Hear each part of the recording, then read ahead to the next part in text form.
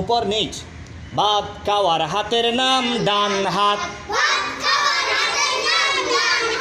ভাত খাওয়ার হাতের নাম ডান হাত। অপর হাতের নাম বাম হাত। এই অপর হাতের নাম বাম হাত। বাম হাতের তুলনায় বাম হাতের তুলনায় জোরে ডান হাতের ফজিলত বেশি। বাম হাতের তুলনায় ডান হাতের ফজিলত বেশি। ডান হাতের দিককে ডান দিক বলে না, একটু মিস্টেক হয়েছে।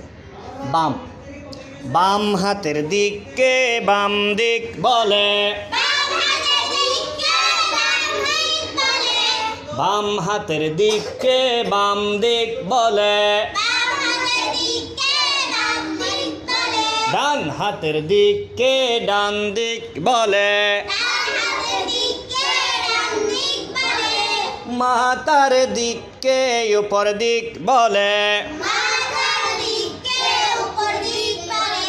পায়ের দিককে নিচের দিক বলে। এটা হচ্ছে আমাদের প্রতিদিন করতে হবে, ঠিক আছে? আর ওই যখন আমরা ডান হাতের দিককে ডান দিক বলে, বাম হাতের দিককে বাম দিক বলে, অনেক সময় সেটা মিস্টেক হয়ে যায়, কিন্তু দিকগুলো তো একই। হ্যাঁ, তো আমাদের থেকে পড়ার সময় খেয়াল রাখতে হবে ডান হাতের দিককে ডান দিক বলে। ডান সব সময় ডান আগে, ঠিক আছে? আমি এখানে বাম আগে বলে ফেলছি, এটার জন্য সমস্যা নাই। আমরা নেক্সট টাইমে পড়ার সময় আমরা এটা খেয়াল করব, ঠিক আছে? ডান হাতের দিককে ডান দিক বলে।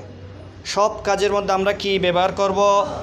ডান দিকটা, ডান হাত, ডান পা, ডান দিকটা আগে ব্যবহার করব, কারণ ডান দিকের ফজিলত সবসময় কি বেশি থাকে।